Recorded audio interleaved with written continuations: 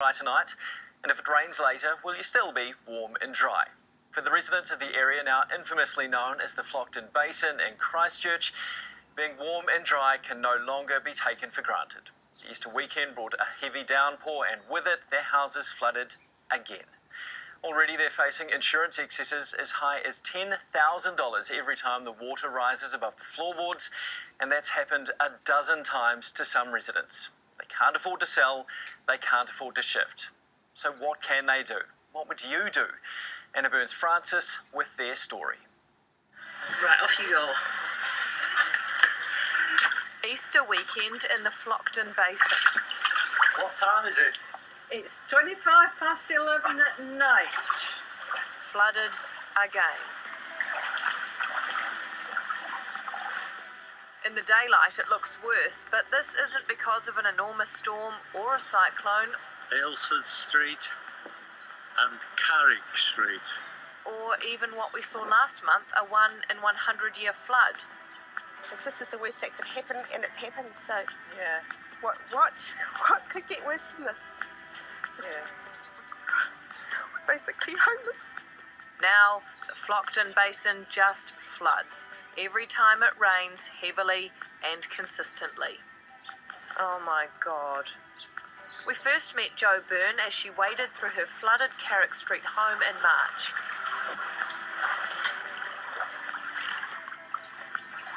Unbelievable. It was the final straw for Jo. So you want everything, including the hangers in here as well? Yeah, Her property flooded more than a dozen times. She shifted her family out. we're never coming back. I cannot put my kids through this anymore. They're a complete mess. I don't know what we're going to do. This house is unlivable. It's untenantable. After the floodwaters died down, the repairs on the house started again. The old kitchen, it's a write-off. Wow. It's got contaminated water. Everything's been Appliances- ripped out. Yeah, appliances, everything has to be pulled up. They've pulled the jib off the walls. Yeah. Pulled out the insulation because it's wet. The wall lining, the carpet, only replaced 5 months ago after the last flood. The wardrobes, you can see there's mould growing on the walls. Yeah. It's disgusting. This was our office. This was the office, wasn't it? Yeah. The office, last time we were here, What can you do? How can people live like this? and the office now. You can smell it's just a cold, damp, musty, yeah, it just smells wet. It smells like everything's been really wet for a long time. Yeah. And we've had blowers and dryers going madly for weeks to try and dry the place out. But once it's dry and repaired, what will happen to these houses, to the residents and their families? These properties flood because after the earthquakes, the ground around the Flockton Basin dropped and the water table went up.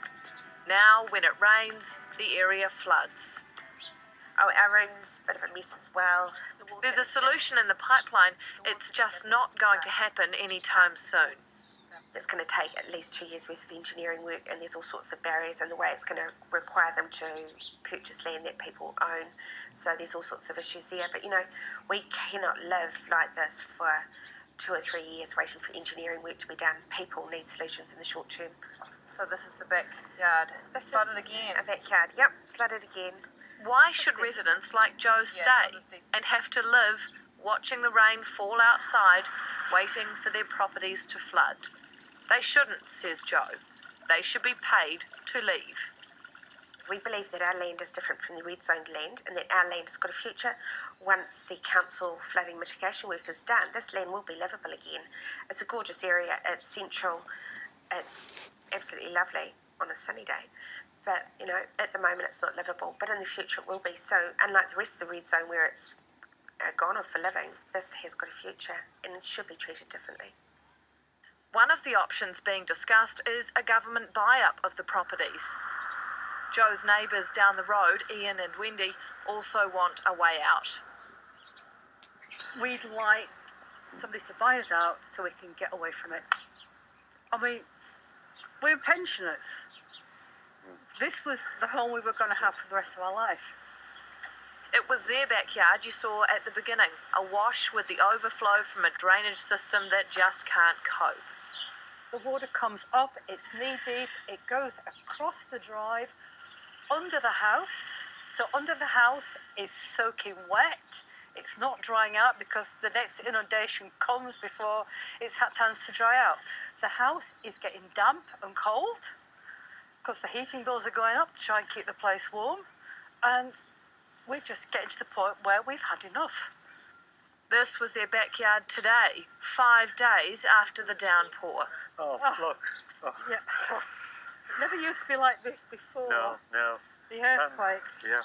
They've lived here 13 years. They don't Right, want to stronger. shift, but they don't want to stay. All the sandbags. It's one thing after another. And every time it rains, what's going to happen? You know, it's particularly, We never get a chance to recover from one before the next one comes. The remedial flood work is actually the responsibility of council, but this area is only underwater because of the quakes, something EQC and central government is responsible for.